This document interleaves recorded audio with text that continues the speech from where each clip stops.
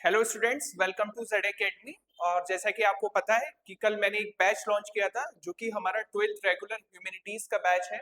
इसके साथ साथ आप इस बैच में सीयूईटी की भी तैयारी कर पाएंगे। मैं आपको यहाँ पॉलिटिकल साइंस और हिस्ट्री में गाइड करूंगा regarding your board exam as well as CUET preparation. तो आज जो है ये उसका पहला लेक्चर है, इसको आप डेमो लेक्चर समझ सकते हैं, क्योंकि जो हमारे मेन लेक्चर्स होंगे वो क्लासरूम प्रोग्राम में चलेंगे। आपको कुछ चैप्टर्स के फ्री लेक्चर्स यूट्यूब पे मिलेंगे। जैसे आज का जो चैप्टर है वो हम पढ़ने वाले हैं and of bipolarity. Okay, class 12th का जो चैप्टर फर्स्ट है from the book contemporary world politics, उसका जो पहला चैप्टर है द एंड ऑफ बाइपोलैरिटी, उसको आज हम लोग थॉरोली स्टडी करना शुरू करेंगे और जानेंगे कि उसमें क्या क्या चीजें हैं। Consider it to be the first demo lecture of this chapter.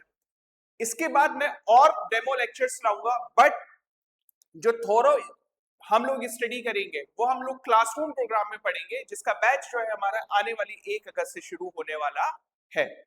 So firstly हम जब ये शुरुआत करते हैं इस चैप्टर की, as a name suggest the end of bipolarity, तो कहीं ना कहीं हमें ये जानने की जरूरत पड़ेगी कि एक्चुअली ये जो बाइपोलैरिटी के बारे में जो हम पढ़ रहे हैं, जो खत्म हुई है बाइपोलैरिटी, वो एक्चुअली एग्जिस्टेंस में आई कैसे, बाइपोलैरिटी वर्ल्ड में बनी कैसे, पहले हमें वो जानना पड़ेगा।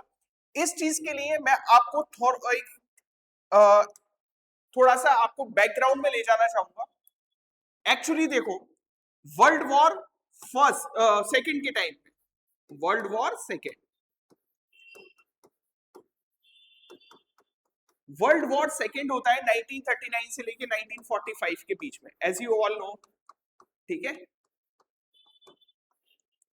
1939 से लेके 1945 के बीच में वर्ल्ड वॉर होता है सेकेंड। और ये जो है वो किस किस के बीच में होता है? एक तरफ होती है हमारी axis powers like Germany, Hitler वाली जर्मनी, ठीक है, like Italy etcetera etcetera, Persia and all. दूसरी तरफ होती है एलीट पावर्स, फ्रेंड्स, जो होते हैं लाइक ब्रिटेन, यू कैन से यूनाइटेड किंगडम, लाइक यूएस जो उनको सपोर्ट कर रहा था, फ्रांस एक्सेट्रा एक्सेट्रा। ठीक है, नाउ जितनी भी एक्सेस पावर्स है, ठीक है, ये वो कंट्रीज हैं जो कि सपोर्टर थी कम्युनिस्ट फॉर्म की,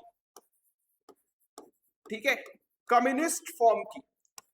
और इसमें एक्सट्रीम फॉर्म पे जब कम्युनिज्म पहुंच गया तो ये फासिस्ट गवर्नमेंट्स चलने लगी, कहां पे? जर्मनी और इटली जैसी जगह में।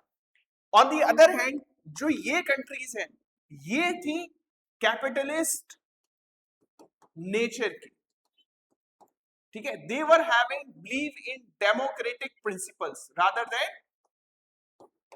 Fascist principles. ठीक है, नाउ ये कंट्रीज जो है वो आपस में सेकेंड वर्ल्ड वॉर में लड़ रही थी, और एज ए रिजल्ट आपको पता है कि यूएस ने जब जापान पे बम्बार्डिंग की, न्यूक्लियर बॉम्ब गिराए और एटॉमिक बॉम्ब गिराए, किस पे?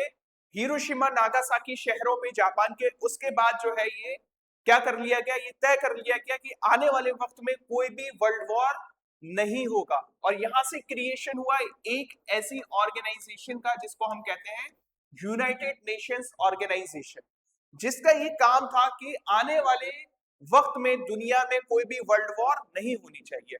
तो इसका मतलब ये है कि क्या कोई भी वॉर नहीं हुई वर्ल्ड में? ऐसा नहीं है। इसके बाद वर्ल्ड वॉर तो बंद हो गई, बट कंट्रीज ने एक नई तरीके की वॉर शुरू की जिसको हम बोलते हैं कोल्ड वॉर। ठीक है, क्या बोलते हैं? Cold war. ठीक है, या फिर इसी का नाम कभी कभी हम लोग प्रॉक्सी वॉर भी देते हैं। It is also known as proxy war. ठीक है, तो ये सेकेंड वर्ल्ड वॉर के बाद से 1989 तक जो एरा चला है उसको हम बोलते हैं कोल्ड वॉर एरा। ठीक है, क्या बोलते हैं? Cold war era till 1890, sorry till 1989। What is cold war और व्हाट इज प्रॉक्सी वॉर? ये एक तरीके का ऐसा वॉर होता है जिसमें दो कंट्रीज आमने सामने आके नहीं लड़ी। ठीक है, रादर देन वो क्या करेंगी, वो एक अपनी प्रॉक्सी बनाएंगी, एक ऐसी कंट्री को चूज करेंगी जहां पे वो क्या करेंगी, स्पॉन्सर करेंगी ऐसी चीजों को जो वो दूसरी कंट्री को नुकसान पहुंचाएंगे। ठीक है, जैसे फॉर एग्जाम्पल मैं, मेरी किसी से लड़ाई चल रही है, मैं डायरेक्टली उससे लड़ाई नहीं लड़ूंगा, बट मैं किसी ऐसे लड़के को अपना दोस्त बनाऊंगा जो इनडायरेक्टली उस लड़के को क्या करेगा, नुकसान पहुंचाएगा। This is known as cold war. ठीक है, जहां पे लोग आपस में बैटलफील्ड पे नहीं आते हैं, बट एक प्रॉक्सी ढूंढेंगे और उसको क्या करेंगे, फंडिंग करेंगे, उसको स्पॉन्सर करेंगे, और वो क्या करेंगे, उस स्पॉन्सरिंग से, उस फंडिंग से दूसरी कंट्री को नुकसान पहुंचाने की कोशिश करेंगे, जिससे उसकी इकोनॉमी खराब हो, उसका पॉलिटिकल सिस्टम खराब हो, और वो कंट्री जो है वो बर्बादी के रास्ते पे चल पड़े। इसका एक बहुत अच्छा एग्जाम्पल आप देख सकते हैं, जैसे यूनाइटेड स्टेट्स ऑफ अमेरिका ने क्या किया, तालिबान का क्रिएशन किया अफगानिस्तान में। तालिबान का क्रिएशन अफगानिस्तान में यूएस ने इसलिए किया था ताकि वो यूएसएसआर की क्या कर सके, एक्टिविटीज को मॉनिटर कर सके, यूएसएसआर को नुकसान पहुंचा सके। ओके, तो तालिबान का क्रिएशन अमेरिका ने ही किया, और लास्ट में अमेरिका ही तालिबान से लड़ता लड़ता क्या होता है, सरेंडर कर देता है, अफगानिस्तान को छोड़ के आ जाता है। सो कभी आप देखेंगे कि अमेरिका और इंडिया के रिलेशन बहुत अच्छे हो रहे होते हैं, तो चाइना और पाकिस्तान के रिलेशन अच्छे हो जाते हैं।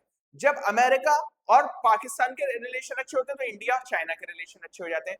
होता क्या है, बेसिकली वो एक प्रॉक्सी कंट्री बना लेते हैं, जिससे कि वो दूसरी कंट्री को नुकसान क्या करना चाहते हैं, नुकसान पहुंचाना चाहते हैं, बिना अपने आप किसमें, वॉर में गए हुए। ठीक है, बिना अपने आप बैटलफील्ड में गए हुए एक कंट्री को क्या बनाएंगे, प्रॉक्सी बनाएंगे, जो दूसरी कंट्री को नुकसान पहुंचाएगी, जिनसे उनकी लड़ाई है। This is known as cold war. ठीक है, तो होता क्या है, देखो इस सेकेंड वर्ल्ड वॉर के बाद दो कंट्रीज इमर्ज होके आती हैं जो कि सबसे ज्यादा पावरफुल निकलती हैं। कौन कौन सी कंट्रीज आती है इमर्ज होके, कंट्रीज आती है हमारी यूएसएसआर, एक तो ये इमर्ज होके आती है, और एक आती है हमारी इमर्ज होके यूएसए। ये दो कंट्रीज इमर्ज होके आती है आफ्टर सेकेंड वर्ल्ड वॉर। ठीक है, तो दो कंट्रीज आई हैं, इसीलिए हम इसको बोल देते हैं बाइपोलर वर्ल्ड, बाइपोलर वर्ल्ड, और यू कैन से बाइपोलैरिटी। ठीक है, क्या बोल देते हैं, बाइपोलर वर्ल्ड या फिर बाइपोलैरिटी। ठीक है, अगर आपको नहीं दिख रहा हो तो मैं यहां लिख देता हूं, यहां लिख देता हूं, चलो bipolarity, just because of the fact कि वर्ल्ड की जो पावर्स है वो दो में डिवाइड है, one is United states of America and the other one is USSR. ठीक है, union of Soviet socialist Republic. ठीक है, जिसको अब जाके रशिया भी कहते हैं हम लोग। ठीक है, इन दोनों के बीच में कोल्ड वॉर चलता रहा। ठीक है, कोल्ड वॉर चलता रहा कि भाई कभी अमेरिका जो है वो यूएसएसआर को नुकसान पहुंचा रहा है, कभी यूएसएसआर जो है वो अमेरिका को नुकसान पहुंचा रहा है।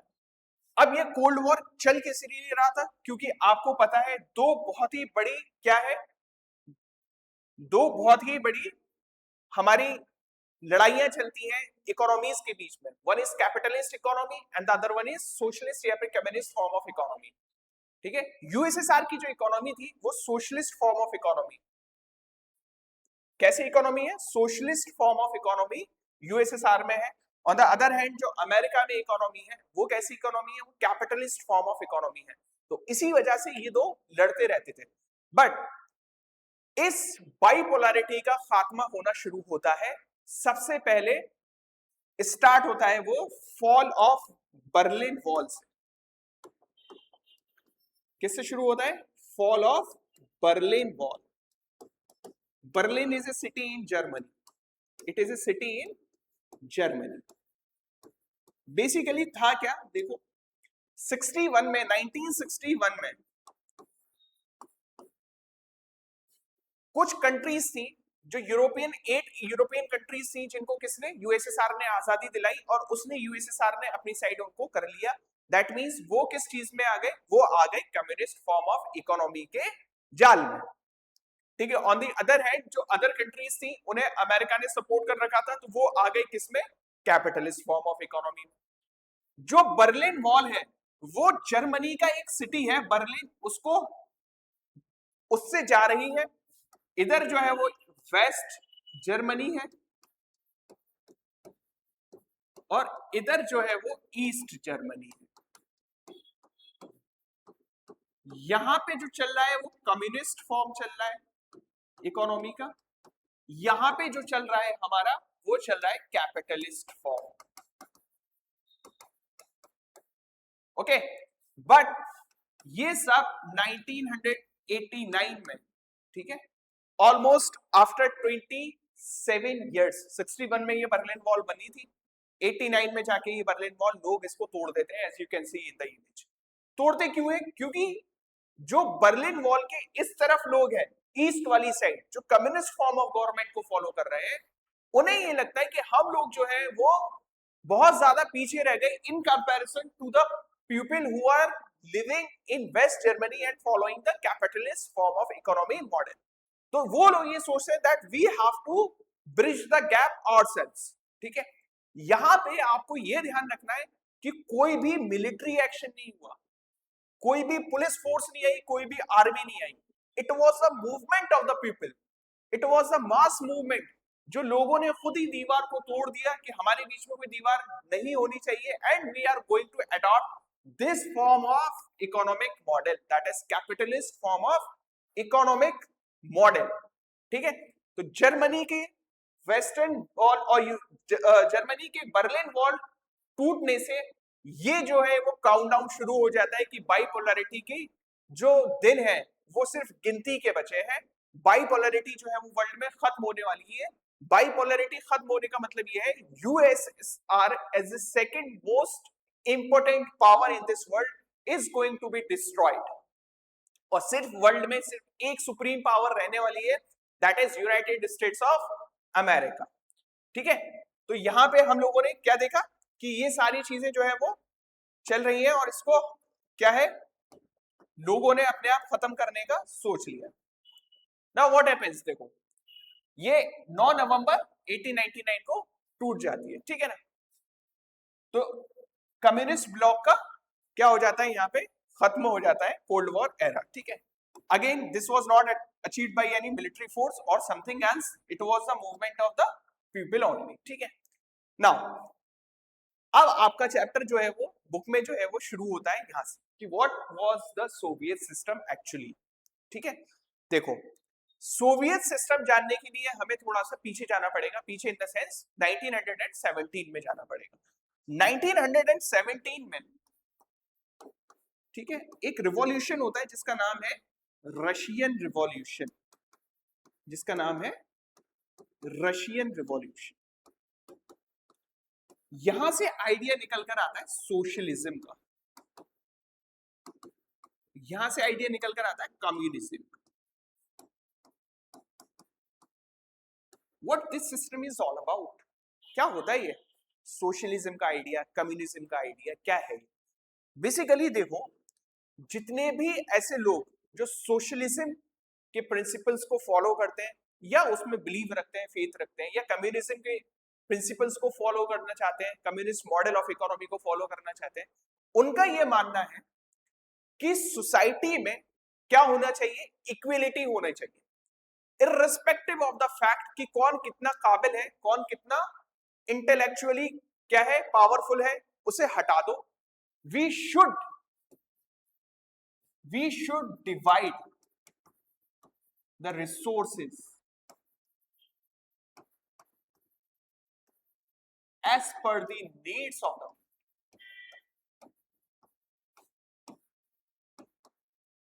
लोगों की जरूरत के हिसाब से आपको क्या करना है, रिसोर्सेस को डिवाइड करना है, ठीक है। कौन कितना केपेबल है ये भूल जाओ, किसको कितनी जरूरत है उस हिसाब से रिसोर्सेस को डिवाइड करो, ठीक है।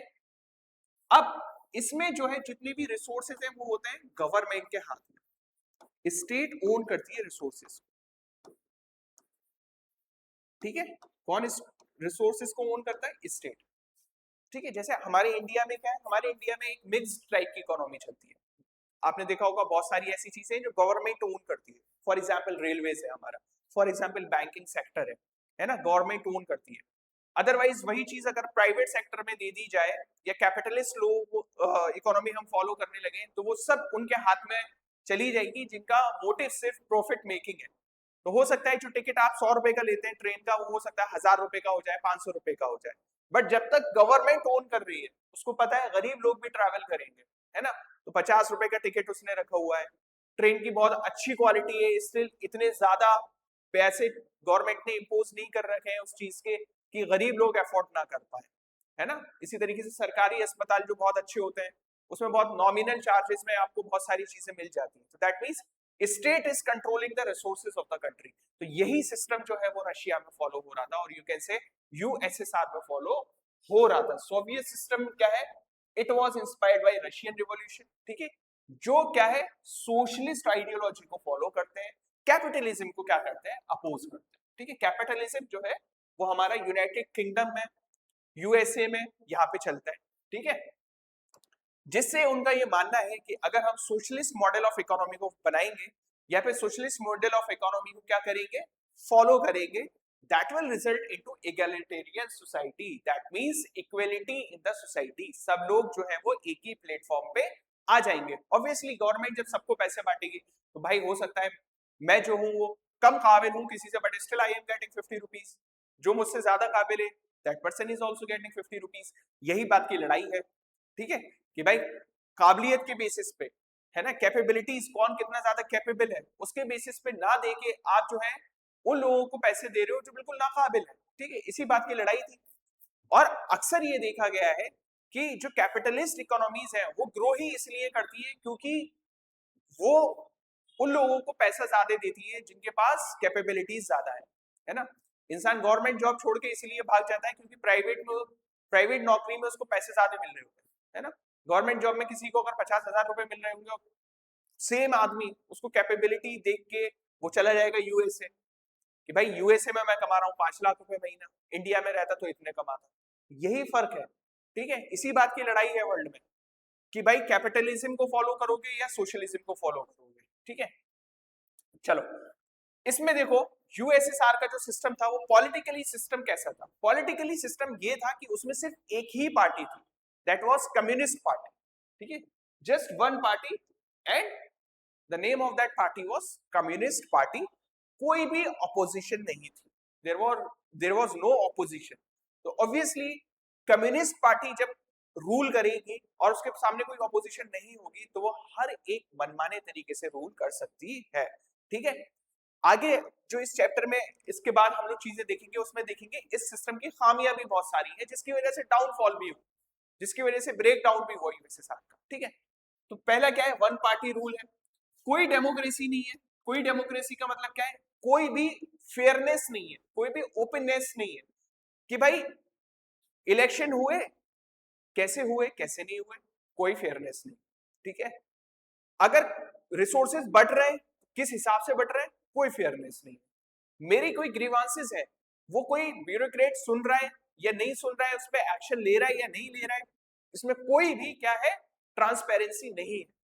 ये वाला जो सिस्टम था ये था किसका, यूएसएसआर में, जो पॉलिटिकली एक्टिव चल रहा, ठीक है।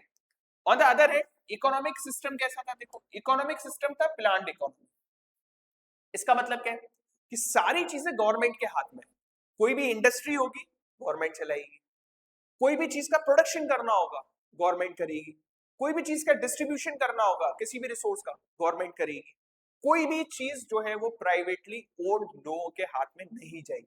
जैसे हमारी कंट्री में बहुत सारी चीजें ऐसी हैं जो प्राइवेट लोग चलाते हैं, जैसे फॉर एग्जांपल भारतीय एयरटेल प्राइवेट लोग चला रहे हैं, है ना, जियो अंबानी चला रहे हैं, बट वहां ऐसा नहीं है।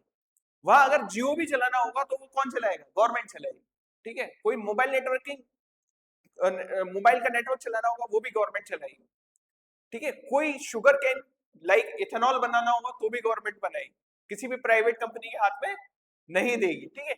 सारी चीजें पब्लिकली ओन्ड थी, और you can say government owned थी, प्राइवेटली ओन्ड नहीं थी, ठीक है। State ownership of industries, factories, all product, सारी चीजें A to Z everything was in the hands of government, ठीक है। तो इकोनॉमी का यह हाल था वहां की। नेक्स्ट मूव करते हैं हम लोग, इससे क्या फायदा हो रहा है, कुछ ना कुछ फायदा हो ही रहा होगा जो इतने सालों से ही चला आ रहा है। ऑब्वियसली आपने ये देखा 1989 में जाके वॉल टूटी है, उससे पहले जो है ये सिस्टम अडॉप्ट किया हुआ है उन्होंने 1917 में इस आइडियोलॉजी को फॉलो करना शुरू किया है। दैट मींस 1917 से जब ये प्रिंसिपल्स निकल कर आए हैं टिल 1991 तक, जब पूरी तरीके से डिस्ट्रॉय नहीं हो गया यूएसएसआर, तब तक तो ये फॉलो किया गया होगा, है ना। तो इतने लंबे टाइम तक कैसे इस सिस्टम ने क्या किया, स्टैंड किया, कैसे इस सिस्टम ने अपने आप को क्या किया, मजबूत किया। तो कुछ ना कुछ अचीवमेंट्स तो रहे होंगे इस सिस्टम के, तभी इतनी दिन ये प्रिवेल कर पाया। ठीक है, नाउ क्या हुआ एक्चुअली, देखो यूएसए और यूएसएसआर दो ही कंट्री इमर्ज हुई सेकेंड वर्ल्ड वॉर के बाद। ठीक है, दोनों ने अपनी मिलिट्री स्ट्रेंथ पे काम करना शुरू किया। भाई यूएसए ऑलरेडी बहुत मिलिटरली पावरफुल था, बहुत ज्यादा। तो यूएसए को देखते हुए यूएसएसआर ने भी सोचा कि क्या कहते हैं, क्यों ना हम भी अपनी मिलिट्री में क्या करें, इन्वेस्टमेंट शुरू करें, है ना, जिससे कि क्या हो कि आने वाले टाइम में if there is a possibility of any war, so we are going to stand that war in a very powerful position. ठीक है, ऐसा नहीं है कि हमारे पास हथियार नहीं हो, बिल्कुल। So we are going to invest in arms. ठीक है, मिलिट्री जो है वो उसमें हम लोग इन्वेस्ट करने वाले हैं। पहली चीज यूएसएसआर ने ये सोची। दूसरा क्या था, देखो इंडस्ट्रियल पावर बढ़ाई। ठीक है, हर चीज वहां पे, हर चीज बनती थी, फ्रॉम पेन से लेके टू हाई एंड मशीनरी, सारी चीजें जो है वो यूएसएसआर में खुद ब खुद आई मीन वहां की ही इंडस्ट्रीज बना लेती थी without any support from any other country. ठीक है, क्योंकि क्या है, हर चीज स्टेट ओन्ड है, तो हर चीज वो खुद बना रहे हैं, चाहे वो कुछ भी हो। Everything from pens to cars. Soviet economy क्या है, सिर्फ यूएसए से पीछे थी, अदरवाइज दुनिया में किसी भी कंट्री से पीछे यूएसएसआर की इकोनॉमी नहीं थी, सारी चीजें वो बना। ठीक है, दूसरी चीज, अब ऐसा तो है नहीं कि हर इंसान को इन्हीं सारी चीजों की जरूरत पड़ती हो, है ना, इंसान की बेसिक नीड्स भी तो पूरी होनी चाहिए। As you are well aware कि भाई सोशलिस्ट इकोनॉमी है, तो जब तक इंसान की नीड्स पूरी नहीं होंगी तब तक सोशलिस्ट इकोनॉमी मानी नहीं रही, है ना। तो सोशलिस्ट इकोनॉमी कैसे प्रिवेल करी उनकी, कि वो लोग क्या कर रहे थे, देखो सब्सिडीज दे रहे थे।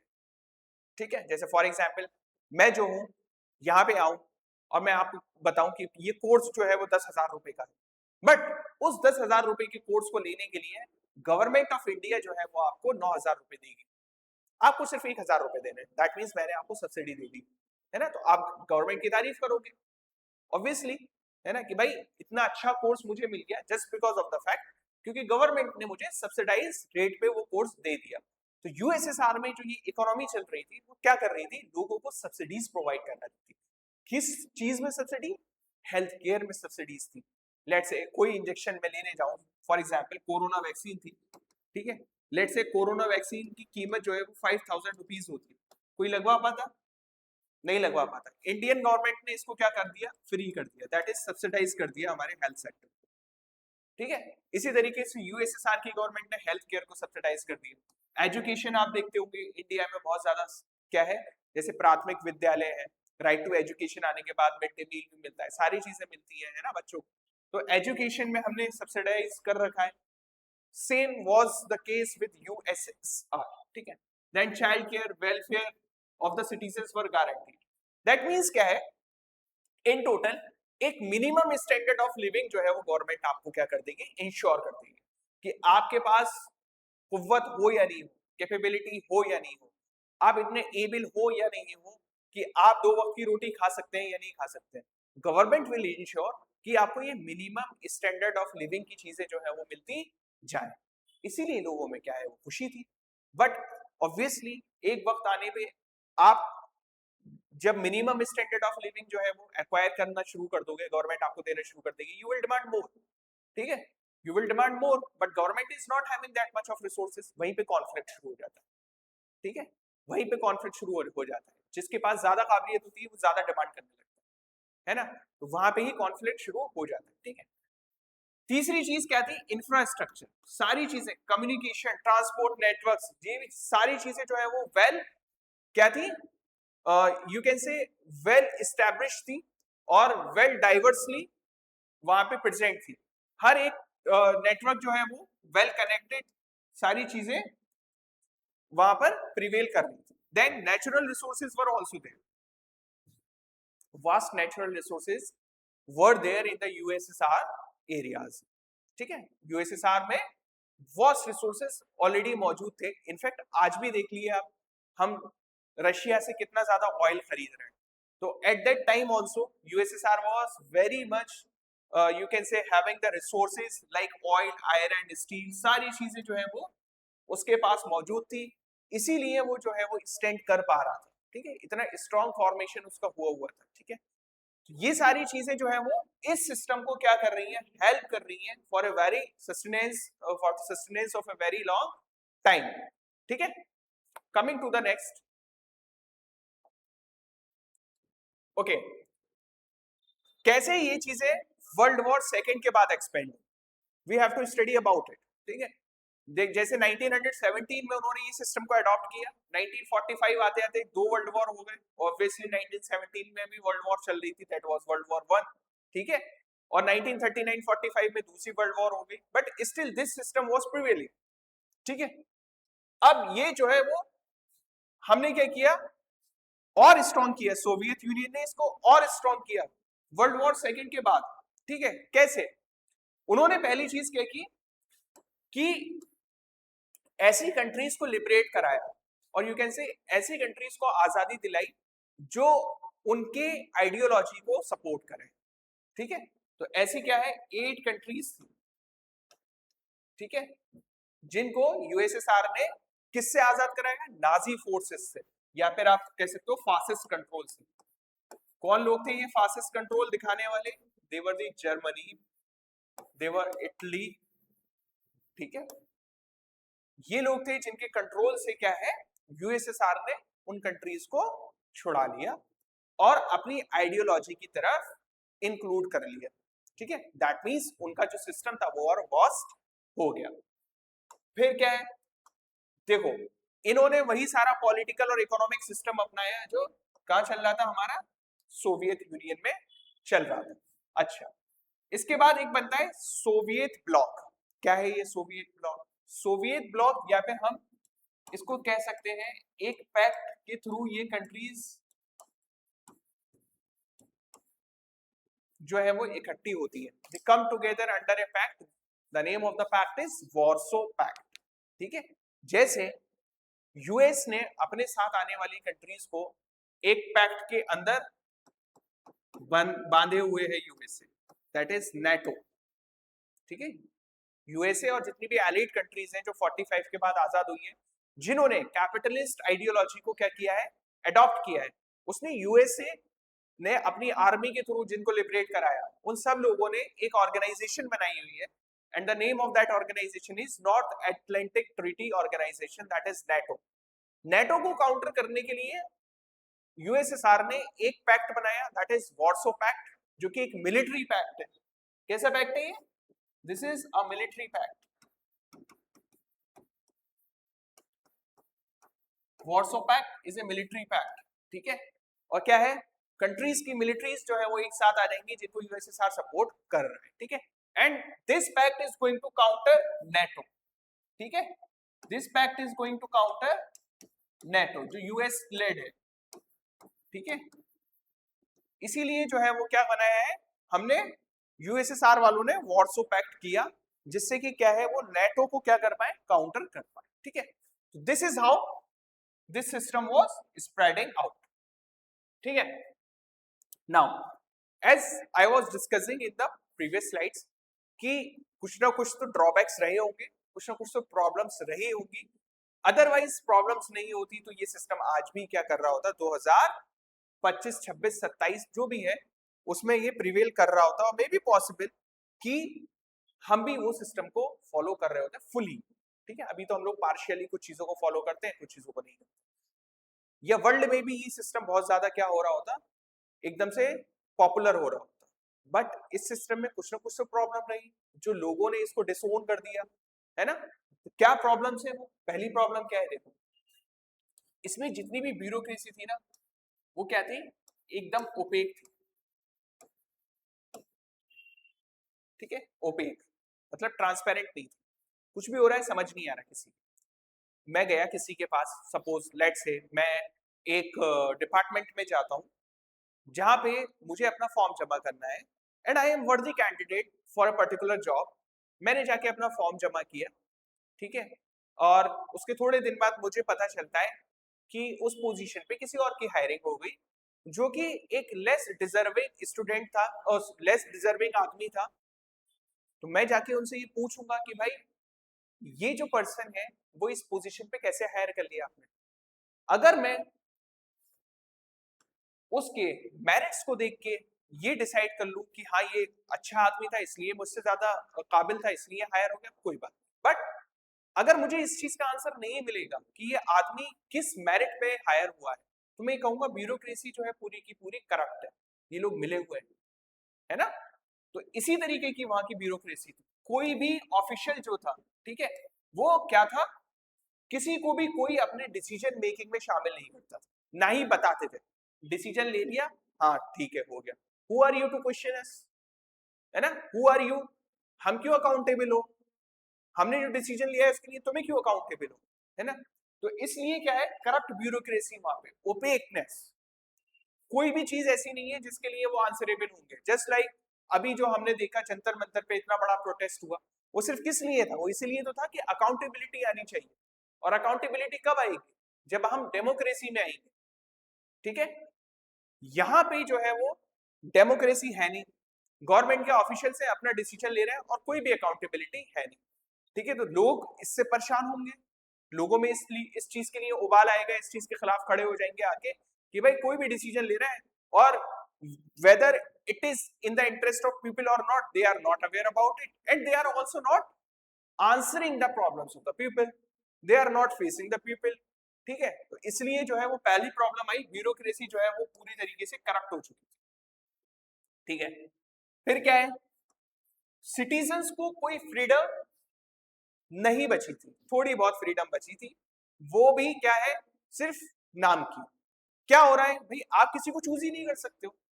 If I don't like someone, I am going to remove that person from the authority, है ना। तो भाई मुझे क्या लगेगा कि हाँ मैंने अपने वोट का राइट, वोटिंग राइट का इस्तेमाल करके इस आदमी को हटा लिया। अब जो भी आदमी आएगा वो क्या करेगा, इस बात का ख्याल रखेगा कि अगर मैं अपनी अकाउंटेबिलिटी नहीं रखूंगा तो मुझे भी हटा देगी जनता, है ना। बट यहाँ पे ऐसा कुछ नहीं था, यहाँ पे सब चल रहा था ऑथोरिटेरियन रूल, उनको कोई फर्क नहीं पड़ता कि भाई इनकी फ्रीडम मिले या नहीं मिले, कुछ भी गवर्नमेंट के खिलाफ बोलोगे बंद कर दिया जाएगा, ठीक है। गवर्नमेंट क्या कर रही है, गवर्नमेंट ऑथोरिटेरियन हो गई, गवर्नमेंट आपकी सुनेगी नहीं, गवर्नमेंट आपको फ्रीडम ही नहीं देगी इस चीज की कि आप कुछ कह पाओ। दिस वॉज अनदर प्रॉब्लम, ठीक है। हर एक चीज जो है वो गवर्नमेंट ने कंट्रोल कर रखी है, चाहे आपकी पब्लिक लाइफ हो चाहे आपकी प्राइवेट लाइफ हो। कोई आदमी अगर प्रे करना चाह रहा है तो उसको भगा दे रहे हैं, ठीक है, कि आप नहीं कर सकते। बट गवर्नमेंट का कोई अगर है आदमी और वो करना चाह रहा है तो वो कर रहा है। This is how sentiments were growing in people कि यार ये जो रूल है ना ये अब बहुत खराब हो रहा है, ये जो यूएसएसआर में चल रहा है ना ये बहुत खराब हो रहा है और इसके अगेंस्ट हमें कुछ ना कुछ एक्शन लेना पड़ेगा। So these were the sentiments that were cumulative in nature that led to the fall of Berlin Wall as well as that led to the final disintegration of USSR in 1991. Berlin wall से शुरू हुए 1991 तक पूरी तरीके से USSR टूट चुका था, क्योंकि जब आप ऐसी ऐसी पॉलिसीज अडॉप्ट करोगे तो ऑब्वियसली क्या है, लोग तो आपको अपोज करेंगे, ठीक है। तो फ्रीडम छीन ली, ठीक है, क्रिटिसिज्म नहीं कर सकते आप, ठीक है, डिससेटिस्फेक्शन नहीं कर सकते, कोई भी कार्टून नहीं बना सकते, कुछ नहीं करा सकते, ठीक है।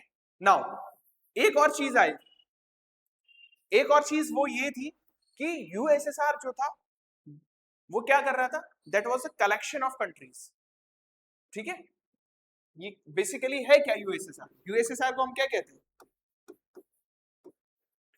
Union of Soviet socialist Republic, ये तो बोलते हैं।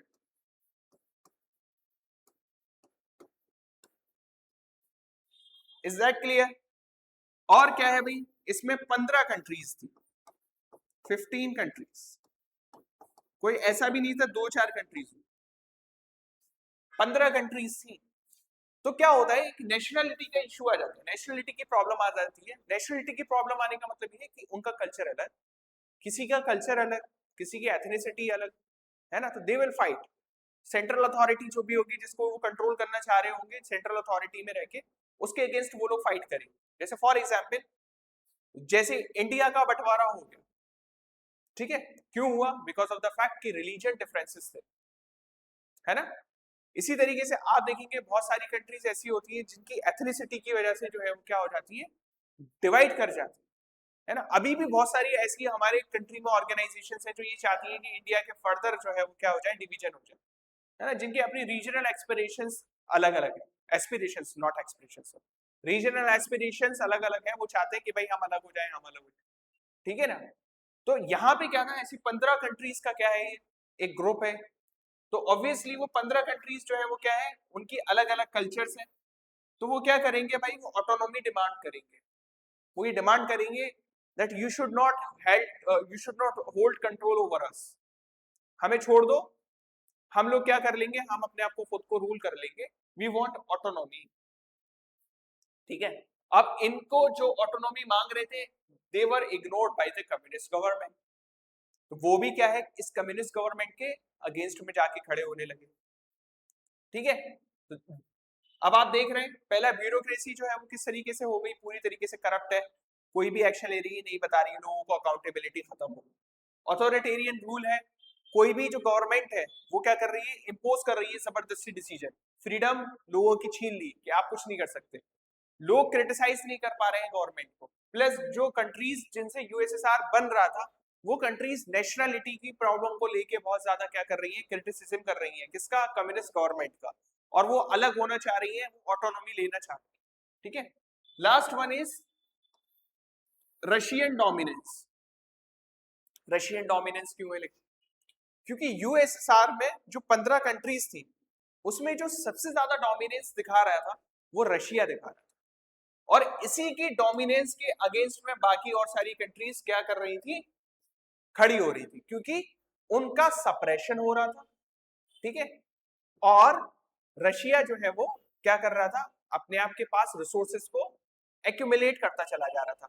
जैसे अभी भी आप देखोगे तो यूक्रेन और रशिया का वॉर जो चल रहा है, वो बेसिकली क्या है, वो एक आइलैंड को लेके भी लड़ाई हो जाती है, क्रीमिया करके एक जगह है वहां को, वहां पे, है ना। और रशिया क्या चाहता है कि यूक्रेन के ऊपर मेरा क्या हो, हक हो, पूरा मेरा कंट्रोल हो। भाई ऐसे कैसे हो सकता है आपका कंट्रोल, ठीक है, you may be a powerful country then Ukraine, but that doesn't give the right to you कि आप यूक्रेन को कंट्रोल करने लो। सारी लड़ाइयां इसी बात की है भाई। यूएसए कहता है that I am going to invade in Venezuela और मैं वहां का तेल बेचूंगा, हु आर यू। भाई ये कंट्री, ये वर्ल्ड ऐसे थोड़ी चलेगा कि आप अगर ज्यादा पावरफुल हो तो आप कम पावरफुल कंट्री को, या जो है वो वीक कंट्री है उसको आप क्या करोगे, वहां जाके उसकी गवर्नमेंट को ओवरटेक कर लोगे। No, this is totally not acceptable. इसीलिए लड़ाई हो रही है। यूएस जो है वो वेनेजुएला में जाके अटैक करता है तो वहां पे लड़ाई होती है, ओके। सिमिलरली पैलेस्टीन पे अटैक करता है इसराइल, लड़ाई होती है। यूक्रेन पे अटैक करता है रशिया, लड़ाई होती है। क्यों? क्योंकि हर किसी को अपनी ऑटोनॉमी चाहिए। No one wants to be, you can say, subdue to anyone, ठीक है, कि भाई मैं किसी से छोटा होके नहीं बनूं। सबऑर्डिनेट बनना कोई भी कंट्री नहीं चाहती, आप कितने भी पावरफुल हो। So these were the situations जिसकी वजह से क्या होता है, हमारा यूएसएसआर का सिस्टम जो है वो कोलैप्स करना शुरू कर देता है, ठीक है। लोगों में जो है वो जितना प्यार होता है गवर्नमेंट की तरफ 1917 के बाद, हल्के हल्के हल्के वो फेड होने लगता है, और जो है फोर फ्रंट पे वो चीजें आने लगती है जो गवर्नमेंट के अगेंस्ट होती है, ठीक है ना। इसी दौरान क्या होता है, एक आदमी आते हैं, ठीक है, जिनका नाम है मिकाइल गॉर्बाचेव, ठीक है, क्या नाम है, मिकाइल गॉर्बाचेव। वो क्या करते हैं, he became the general secretary of communist party, ठीक है। कम्युनिस्ट पार्टी के भाई साहब जनरल सेक्रेटरी बनते हैं 1985, और वो ये कहते हैं कि इस कम्युनिस्ट पार्टी में और इस सोवियत जो सिस्टम चल रहा है उसमें जो खामियां हैं, उसमें जो भी ड्रॉबैक्स हैं, मैं उनको दूर करूंगा, ठीक है। तो वो आइडेंटिफिकेशन करने के बाद दो पॉलिसीज को इंप्लीमेंट करते हैं। Name of the first policy is perestroika, name of the first policy is perestroika, that is restructuring, ठीक है, दैट इज रीस्ट्रक्चरिंग। रीस्ट्रक्चरिंग किस चीज की, रीस्ट्रक्चरिंग इकोनॉमी की, ठीक है। रीस्ट्रक्चरिंग किसकी, इकोनॉमी। पहले उसने सोचा यार इकोनॉमी में प्रॉब्लम आ रही है, अच्छा ठीक है, लोगों को चीजें नहीं मिल पा रही जैसा वो चाह रहे हैं, ठीक है, मतलब गवर्नमेंट जो है वो डिस्ट्रीब्यूशन में कुछ ना कुछ लैग कर रही है, जिसकी वजह से जो है वो इकोनॉमी स्टैग्नेंट हो गई है, स्टैगफ्लेशन आ गया है, सब कुछ करने के बाद भी हम लोग तरक्की नहीं कर पा रहे, ठीक है, that means there is some drawback in the system and I have to restructure whole of the economic system. पहली चीज उसने ये आइडेंटिफाई, ठीक है, तो इसलिए वो प्रेस्टोरिका लाता है। दूसरा लाता है वो ग्लासनोस्ट। दूसरा वो ये कहता है कि अच्छा जो सिस्टम है उसमें ओपननेस नहीं है, ट्रांसपेरेंसी नहीं है, लोगों के प्रति ये नहीं है कि भाई जो मेरा काम हो रहा है वो सही तरीके से हो रहा है ना, तो मुझे क्या करना पड़ेगा, ओपननेस लानी पड़ेगी। जैसे फॉर एग्जाम्पल किसी भी एग्जाम के बाद आपको आंसर की दे दी जाती है ना, एक आपके पास क्या होता है, जो आप ओएमआर शीट मार्क करके आते हो वो आपके पास होती है, और गवर्नमेंट जो है वो क्या करती है, एक आंसर की निकालती है जिससे कि आप अपनी ओएमआर शीट को मैच कराते हो, यही होता है ना। ओपननेस है कि भाई मेरे मार्क्स इतने आ रहे हैं, मेरे मार्क्स इतने आ रहे हैं, मैंने अपनी ओएमआर से आंसर की चेक करी, दोस्त से पूछते हो, इससे पूछते हो, उससे पूछते हो, रिजल्ट आता है, अगर वो चीजें जो है वो एज इट इज गई हुई है, लेट्स से मेरे ज्यादा नंबर है मेरा सिलेक्शन है, मेरे दोस्त के कम नंबर है उसका सिलेक्शन नहीं है, तो आप कहोगे भाई फेयर है, सारी चीजें fair, everything is fair, openness है सिस्टम, है ना। तो ये सारी चीजें उसने सोचा कि मैं जो हूं वो लाऊंगा। अब वो कैसे उसने किया, देखो रीस्ट्रक्चरिंग जब उसने इकोनॉमी की तो उसने क्या किया भाई, सेंट्रलाइजेशन को कम किया और प्राइवेट एंटरप्राइजेस को क्या किया, इंक्लूड करना शुरू किया।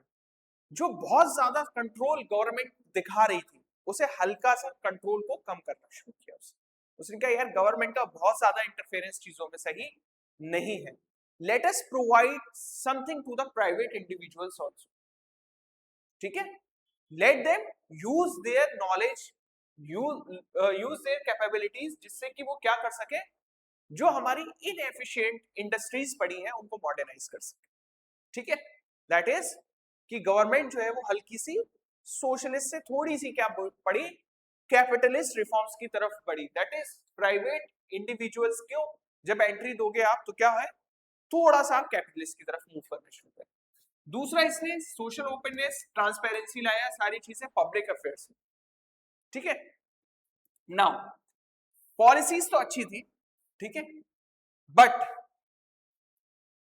जब आपके पास ऑलरेडी सालों साल कोई एक सिस्टम चला आ रहा है, उसमें आप एकदम से कोई चेंज लाओगे तो कोई ना कोई सेक्शन ऐसा जरूर होगा जो इंटरनली आपको क्या करेगा, उस सिस्टम को चेंज करने के खिलाफ खड़ा हो जाएगा, ठीक है। तो मिकाइल गॉर्बाचेव के जो रिफॉर्म्स थे उनको खुद ही जो है वो क्या करने लगे, उनको लोग जो है वो अंदर ही अंदर, जो सोवियत गवर्नमेंट के लोग थे, सोवियत गवर्नमेंट में जो लोग थे, कम्युनिस्ट पार्टी के जो लोग थे, उसी को क्या करने लगे, अपोज करने लगे कि भाई ये आदमी क्या कर रहा है, अच्छा खासी सिस्टम चला आ रहा है हमारा, किस सिस्टम को चेंज करने चला है ये बताओ, सोशलिस्ट रिफॉर्म्स को, सोशलिस्ट सिस्टम को चेंज करने चला है, कम्युनिस्ट सिस्टम को चेंज करने चला है, कैपिटलिस्ट सिस्टम लाने चल दिया यहाँ पे प्राइवेट एंटरप्राइजेस करने के बाद, ठीक है।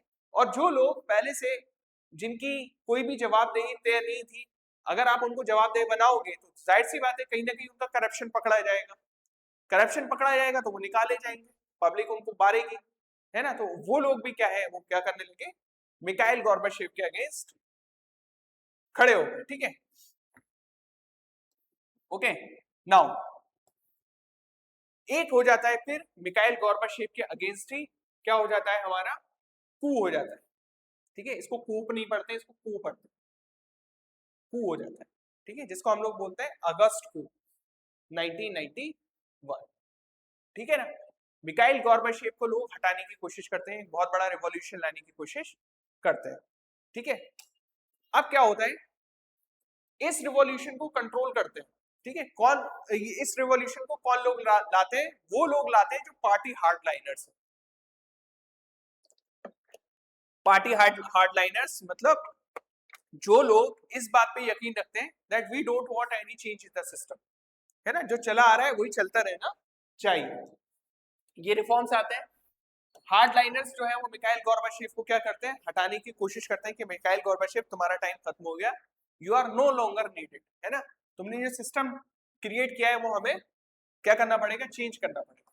तो पॉपुलर रिवोल्ट होता है और फाइनली सोवियत यूनियन जो है वो 1991 में डिसइंटीग्रेट हो जाता है, ठीक है ना।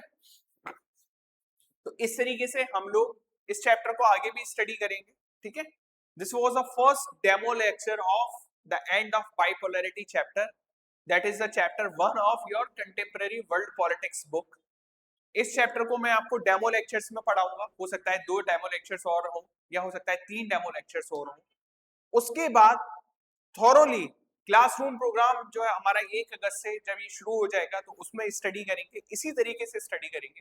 अपार्ट फ्रॉम दिस आपको हैंड रिटन नोट्स मिलेंगे, ठीक है, प्रिंटेड नोट्स मिलेंगे और आपको मिलेंगे जो माइंड मैप्स होते हैं उस शक्ल में नोट्स मिलेंगे, प्लस आपको सब्जेक्टिव क्वेश्चंस भी मिलेंगे और सीयूईटी बेस्ड ऑब्जेक्टिव क्वेश्चंस भी हर एक चैप्टर से मिलेंगे। तो होपफुली ये कंप्रहेंसिव कोर्स जो है सारी चीजों को कवर अप कर लेगा आपकी, जिससे कि आने वाले टाइम में ना ही आपको सीयूईटी में एंट्रेंस में कोई भी प्रॉब्लम होगी, एज वेल एज आपके जो भी बोर्ड्स होंगे जिसमें एनसीईआरटी की बुक्स चलती हैं उसमें भी कोई टैकल करने में कोई प्रॉब्लम होगी। ओके, सो होपफुली आप लोग इस पे कनेक्ट करेंगे। और अगर आपको हमारा कोर्स ज्वाइन करना है तो आप ज़ेड एकेडमी, जो कि मुजम्मिल मंजिल कॉम्प्लेक्स जो आपने जोधपुर में है, वहां पे आप विजिट कर सकते हैं और आप हमारे जो भी सोशल मीडिया हैंडल्स हैं उन पे आप कांटेक्ट कर सकते हैं। और अगर आप चाहें तो मुझे भी आप कांटेक्ट कर सकते हैं किसी भी प्रॉब्लम के रिगार्डिंग, आपकी जो भी बोर्ड की प्रॉब्लम है या किसी भी related to course any problem है, आप मुझे कांटेक्ट कर सकते हैं। Okay, thank you very